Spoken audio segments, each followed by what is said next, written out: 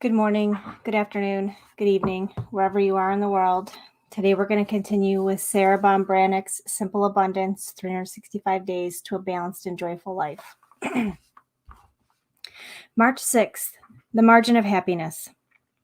The margin of happiness was the euphemism Victorian literary domestics, women columnists who wrote about achieving domestic bliss, used when referring to the household budget.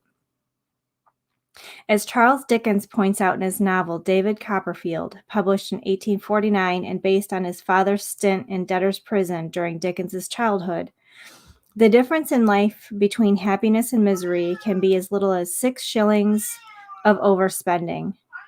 Because overspending rarely stops at 6 shillings, which was then about 72 cents.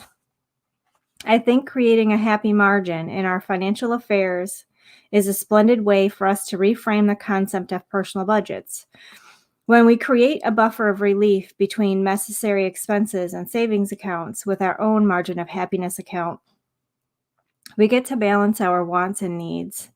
Before we go further, we need to remember the power of our words, and budget is not among my favorites. The word budget seems to frighten people. They think of it as a beast which will devour, or as a tool by which the homemaker arbitrarily, almost automatically, cut themselves off from all possibility of ever obtaining the things they want. The Home Arts magazine Modern Priscilla told readers in January 1928, on the contrary, it does, if well made and well used, prevent careless experience for things outside the scheme of life.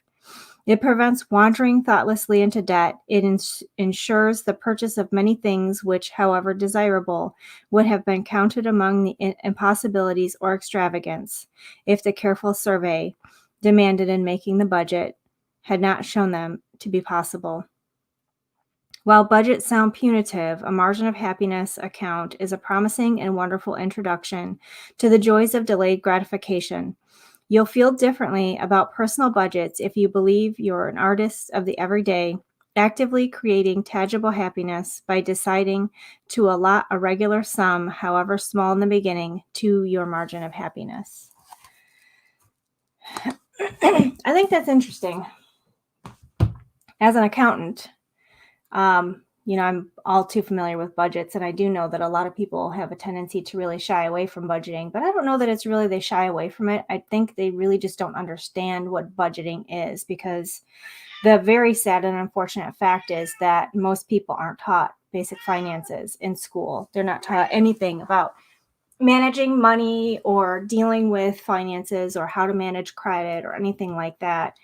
And, learning about budgeting for business purposes made it really easy for me to take that knowledge and move it into my personal finances, which has tremendously helped throughout my life. I've managed to be able to pay off a lot of debt, save up money to buy a nice car, to, we're saving up money now to buy a boat. And, it really works if you understand how to do it.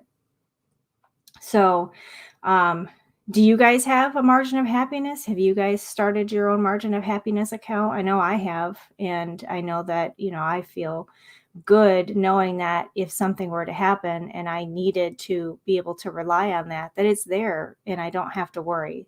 That's a big thing, I think, is knowing that there's something there that I can rely on that, helps me to not have to worry. So until tomorrow, I hope you all have an amazing and blessed day. Say bye, Morgie.